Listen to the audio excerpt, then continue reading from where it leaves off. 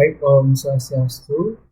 Di sini pada kali ini saya akan menjelaskan dan memaparkan materi tentang Astanga Yoga dan Parana.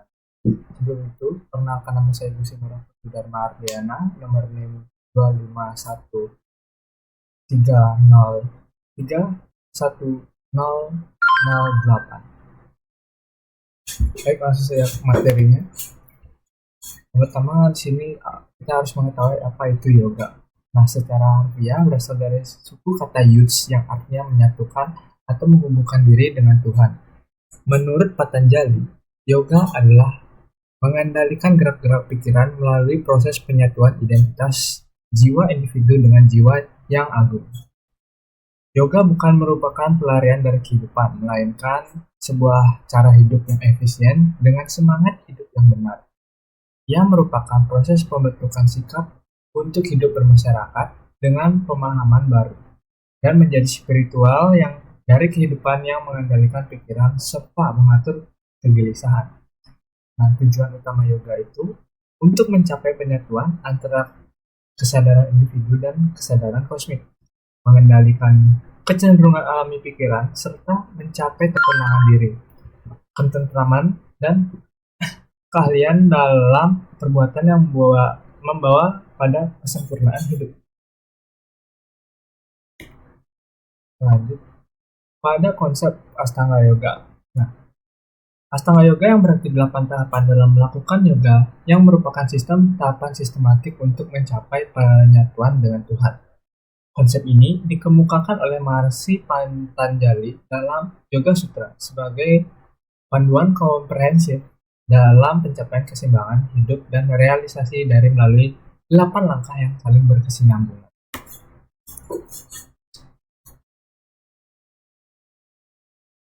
Di sini ada beberapa tahapannya yang mulai dari yama atau pengendalian diri dari atau panca yama brata.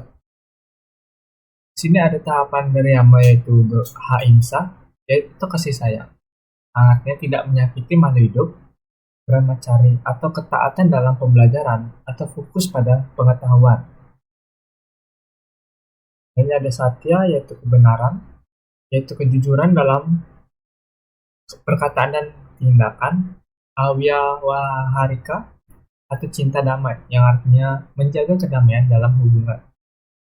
Dan yang terakhir pada tahapannya yaitu ada astenya atau tidak merampas, yaitu menghormati hak-hak milik orang lain. Setelah melakukan yama, ada tahapan selanjutnya itu niyama atau peraturan. Bisa juga disebut dengan panca niyama brata. Di sini kita melalui tahapan akroda, yaitu penilaian kemarahan, mengendalikan emosi yang negatif. Selanjutnya, tahapan yang keduanya itu ada guru susrusa atau hormat kepada guru yang artinya menghormati ajaran. Tahapan selanjutnya ada sauce atau kebersihan lahir dan batin, yang artinya menjaga kebersihan fisik maupun spiritual. Tahapan selanjutnya ada ahara legawa atau pengaturan makanan, yang artinya mengatur pola makan sehat. Dan yang terakhir pada tahapan Astanga Yoga Niyama atau Niyama Panca Niyama Brata yaitu apramada atau kewaspadaan, yang artinya tetap waspada dalam melakukan tindakan dan berpikir. Tahapan yang ketiga pada Astanga Yoga yaitu asana atau sikap tubuh. Nah, sikap tubuh saat melakukan kita melalui beberapa tahapan yaitu sikap tubuh saat sikap duduk saat melakukan yoga harus santai dan dapat mengutamakan konsentrasi, tidak menyebabkan sakit karena dipaksakan. Nah, diberi contohnya itu sila sana untuk bersila yang biasanya digunakan untuk laki-laki, dan vajrasana atau mentimpuh, sikap tubuh yang biasanya wanita lakukan. Selanjutnya tahapan Astanga Yoga yang keempat itu ada pranayama atau latihan pernafasan. Nah, pengaturan pernafasan untuk menyebarkan prana atau sebagai energi ke seluruh tubuh yang terdiri dari puraka, memasukkan nafas, kumbhaka, menahan nafas, dan recaka, yaitu mengeluarkan nafas. sini ada beberapa sistem cakra dalam pranayama ya, mulai dari muldara yaitu pangkal tulang punggung di bawah, swadhisthana atau atas kemaluan, yang ketiga ada manipura itu pada pusar, yang keempat ada anahata pada jantung, yang kelima ada visuddha yang terletak pada leher, ajna yang terletak pada dua belah mata tengah-tengah, dan yang terakhir ada sahasrara yaitu ada di ubun.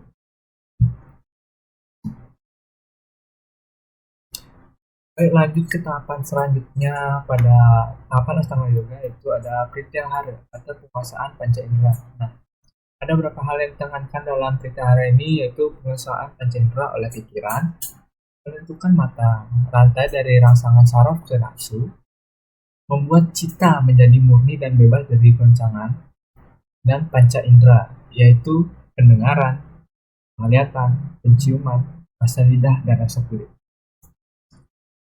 Selanjutnya ada tahapan berikutnya yaitu dharana atau konsentrasi, di mana beberapa penekanannya yaitu mengendalikan pikiran agar tetap terfokus pada suatu objek konsentrasi, objek internal berupa mantra, cakra atau ide pikiran, konsentrasi pada objek eksternal yang berupa simbol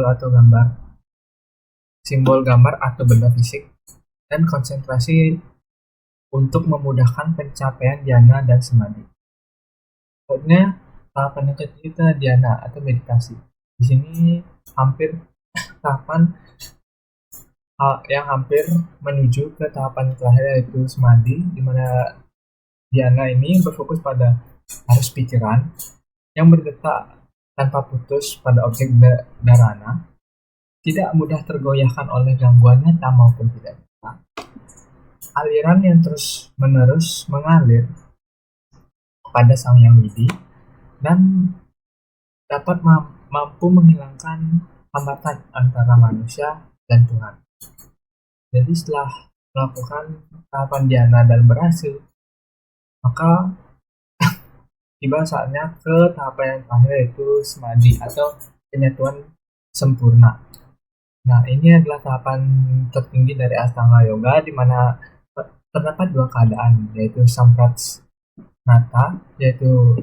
Samprasnata Samadhi atau disebut dengan sebija, di mana keadaan yogi masih memiliki kesadaran. Dan keadaan yang kedua yaitu Samprasnata Samadhi atau saya sebut dengan nirmija, di mana keadaan yang sudah tidak sadar diri dan tidak sadar akan lingkungan sekitar. Nah, ketika sudah sampai ke tahapan yang terakhir ini, sudah dipastikan bahwa untuk mencapai moksa dengan tahapan Astanga Yoga ini itu sudah pasti tercapai, karena samadhi ini merupakan sebuah pintu gerbang menuju moksa. Nah, ada juga dalam penerapan Astanga Yoga di kehidupan sehari-hari, di mana kondisi zaman kali ini yaitu Kali Yuga sangat sulit untuk mencari kebenaran yang sebenarnya. Mana era ini dipenuhi dengan kekerasan, penipuan, perselisihan, dan perseteruan yang menjadi irama dominan dalam perjalanan hidup manusia. Yama, seperti contoh simpelnya itu pada Yama di pengendalian diri, ini masih sering diabaikan pada zaman ini, di mana ini baru tahap awal saja untuk pada tahapan Astanga Yoga, dan ini masih banyak yang melanggar. Artinya kesadaran diri. Manusia merupakan makhluk istimewa di antara semua ciptaan Tuhan, karena hanya manusia dapat melakukan perbuatan baik atau buruk dengan kesadaran. Nah, kesimpulannya pada yoga, intinya adalah jalan untuk mengendalikan pikiran dan menyatukan kesadaran diri dengan kesadaran Tuhan atau kosmik. Landasan untuk mencapai tujuan ini adalah Astanga Yoga. yang merupakan 8 tahapan spiritual yang harus dijalankan secara berurutan.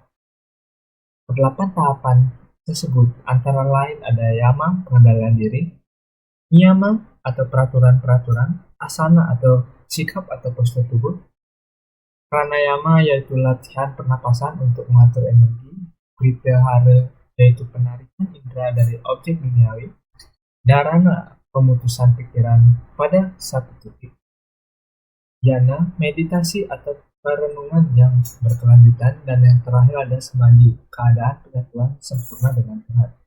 Nah, meskipun Astanga Yoga adalah sistem yang sangat utuh, penerapannya di zaman modern seringkali keliru atau sering diabaikan.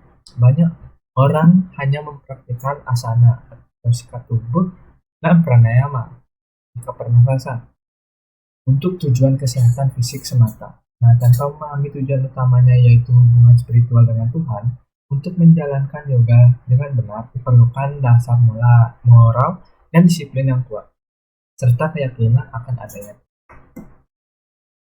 Baik, sekian pemaparan materi dari saya. Jika ada kesalahan kata maupun kata-kata yang tidak berkenan, saya minta maaf. Terima kasih atas perhatiannya. Saya tutup dengan para